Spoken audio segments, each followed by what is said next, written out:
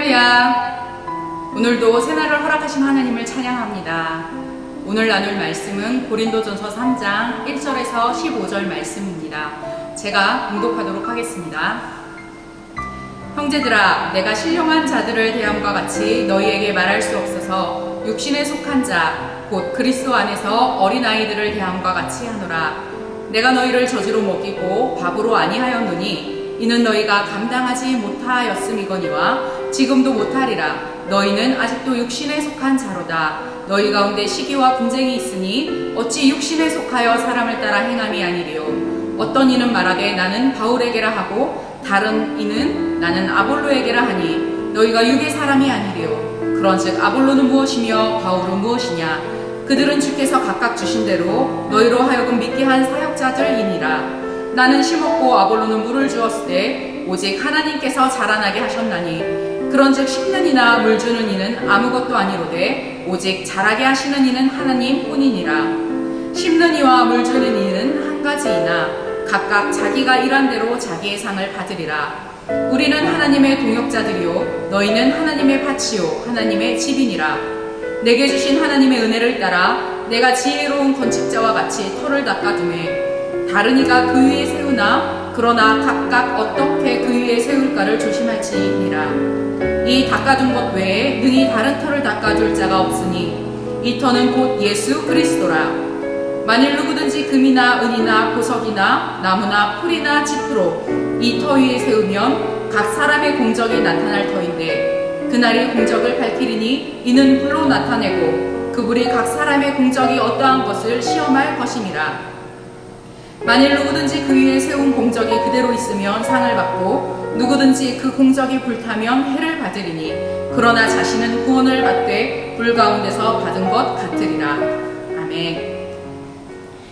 사람은 남녀노소 빈 불을 막론하고 누구나 가지고 있는 것이 있습니다. 무엇일까요? 바로 나이입니다. 태어나면서부터 모두에게 주어지는 것이죠. 네, 이 나이는 사람의 여러 부분을 평가할 때 중요한 척도가 되는데요. 외모나 건강 같은 것은 나이보다 젊은 것을 선호합니다. 반면에 생각이나 행동 같은 부분은 나이보다 많은 것, 즉 성숙한 것을 선호하죠. 그런데 무엇보다 좋은 것은 그 나이대에 맞는 게 가장 좋죠. 어린아이들은 어린아이답고 청소년은 청소년답고 어른은 어른다운 것이 가장 좋은 것입니다. 그런데 그리스도인들은 예수님 안에서 거듭난 사람들입니다. 다시 말해서 예수 그리스도 안에서 죽고 예수 그리스도 안에서 다시 태어난 사람들인 거죠.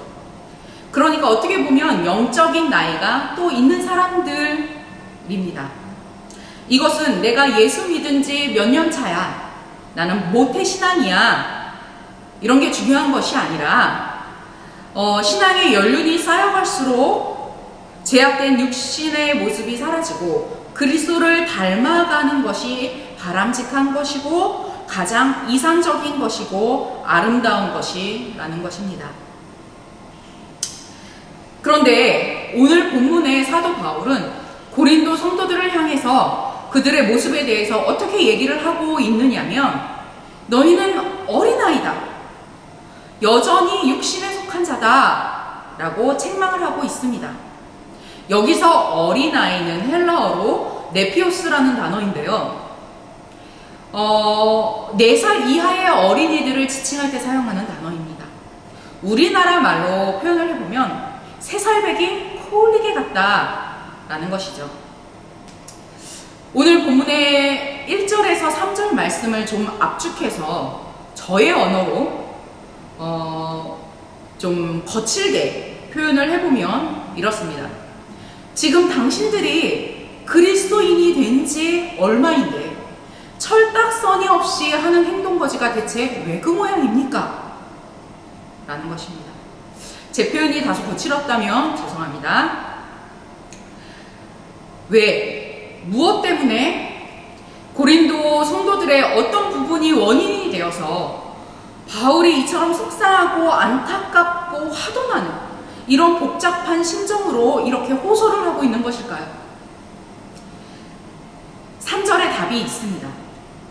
너희 가운데 시기와 분쟁이 있으니. 네, 시기가 무엇입니까? 남이 나보다 잘났거나 잘되거나 하는 게 밉고 마음에 안 들고 화가 나는 심정입니다. 결국 내가 남보다 잘나고 뛰어나고 싶은 마음이죠. 분쟁은 무엇입니까? 틈이 생겼다는 것입니다. 찢어졌다는 것입니다. 즉 고린도 교회는 내가 높아지고 싶어하는 사람들로 인해서 찢어지고 분열되었다라는 것입니다. 이 부분은 1장에서도 이미 언급이 되어 있는 문제인데요. 고린도 교회에 영향을 준 몇몇 유명 지도자들 누구죠?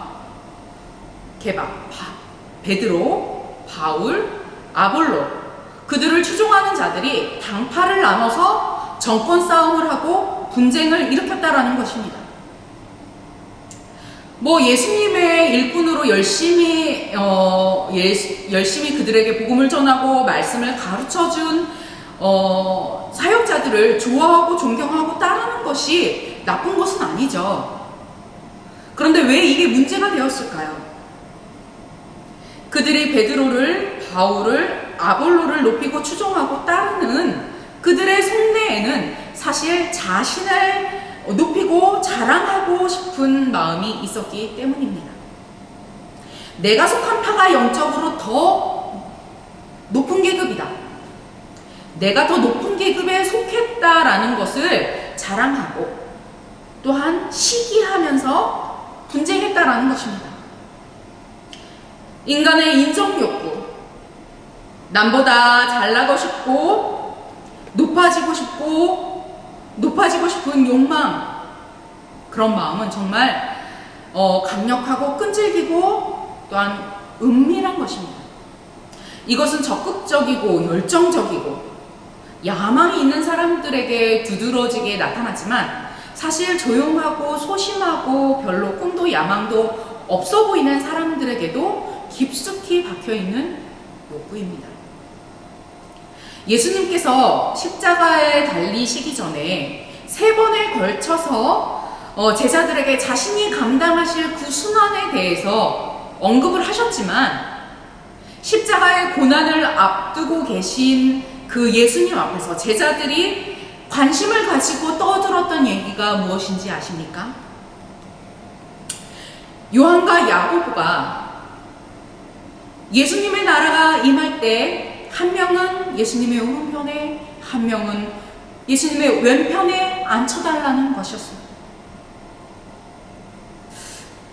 지금 우리가 보기에는 한심한 소리 같지만 그들만 손가락질할 문제가 아닌 것입니다.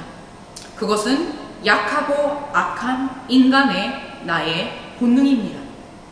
다시 말해서 고린도 교회의 문제로 부각된 이 분쟁의 근본 원인은 자기 자랑에 있었다라는 것입니다.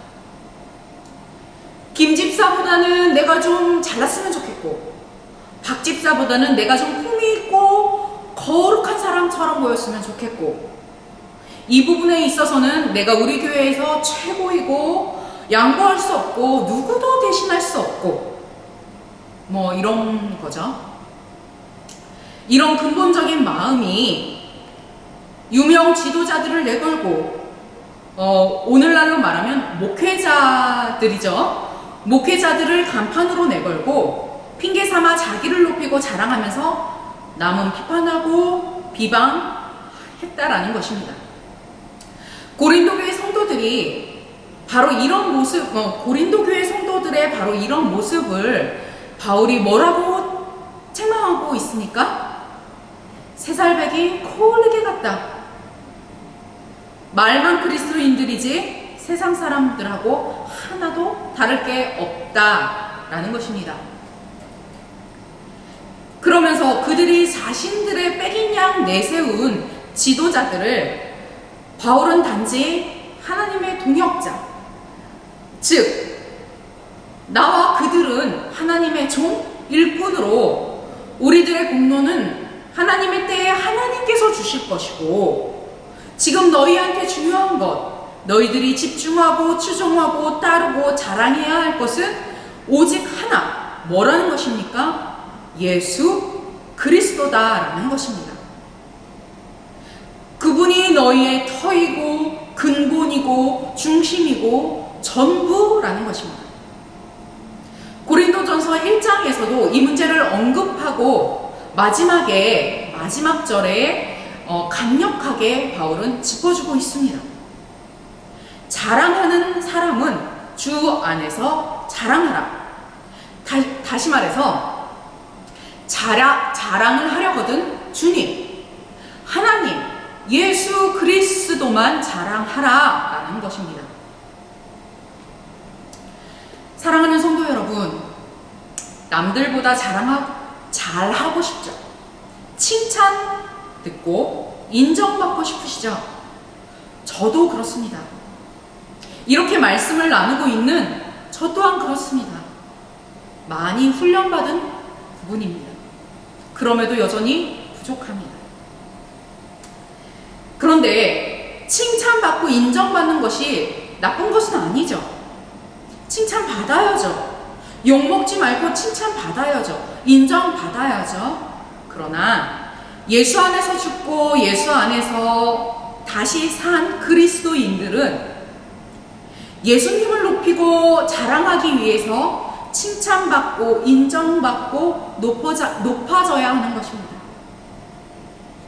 자기를 자랑하고 높이고 싶어하는 마음은 교회 안에서 여러 가지 형태로 문제들을 일으킬 수 있습니다. 고린도 교회에서는 대표적으로 당파의 분열로 드러났지만 또 다른 여러 가지 형태로 우리 교회 안에서 문제가 될 수 있습니다. 자기를 자랑하고 높이고 싶어하는 마음은 먼저 남을 판단하고 비교하고 평가하는 것으로 표현이 됩니다. 우리 순전한 교회는 장 목사님과 박 목사님, 이 목사님, 또한 여러 전도사님들을 중심으로 도봉과 강남으로 이렇게 분리가 되어 있기 때문에 오늘 본문이 더 쉽게 적용이 되어지는데요. 내가 속한 도봉교회는 이렇고 내가 속한 강남교회는 이렇고 장 목사님이 낫네, 박 목사님이 낫네, 이 목사님이 최고지, 뭐 이런 소리들. 우리 가지는 이렇고 저 가지는 저렇고 이 가지상은 이렇고 저렇고 이런 판단과 비교들로 시작해서 우리 교회 안에 틈이 생기고 분열의 문제가 생겨난다면 바울은 오늘 본문과 똑같이 우리에게 책망할 것입니다. 새살배기 코올리게 어린애 같구나. 말만 그리스도인이지 세상 사람들과 하나도 다를 게 없구나.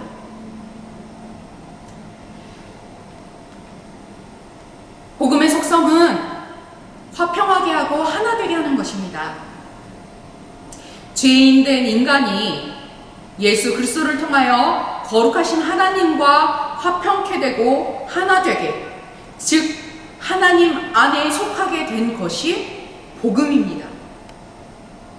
유대인과 이방인이 화평케 되고 하나님의 백성으로 하나 되게 된 것이 복음입니다. 한국 땅에서 한국말밖에 할 줄 모르는 내가 반대편인 나라에 알아듣지도 못하는 말을 하고 있는 어느 한 그리스도인과 화평하고 하나 될 수 있는 것이 복음입니다. 복음이신 예수 그리스도가 중심이 되고 우선순위가 되고 자랑이 되는 교회, 즉 그런 내가 되고 그런 공동체가 되어야 하는 것입니다. 사랑하는 성도 여러분, 예수 그리스도만 자랑합시다. 도봉교회의 기초 대신 그리스도를 자랑하고 강남교회의 터가 되신 그리스도를 자랑하고 장 목사님을 들어 쓰시는 그리스도를 자랑하고 박 목사님을 세우신 그리스도를 자랑하고 이 목사님을 높이시는 그리스도를 자랑합시다. 또한 무엇보다 못난 나를 존귀히 여기시는 그리스도만 자랑합시다. 기도하겠습니다. 사랑의 주님, 오늘 귀한 날 주님의 말씀에 머물러 주님을 생각하고 깨닫고 다짐할 수 있는 시간을 허락하여 주셔서 감사합니다. 우리는 예수로 죽고 예수로 산 그리스도인들입니다.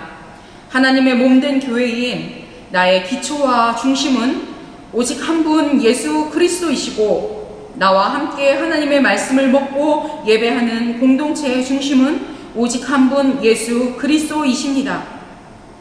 가장 낮은 모습으로 오셔서 가장 낮고 추한 나를 사랑하시고 가장 높은 곳에 오르신 주님만을 자랑하고 높이는 우리가 될 수 있도록 인도하여 주시옵소서. 예수님의 이름으로 기도합니다. 아멘.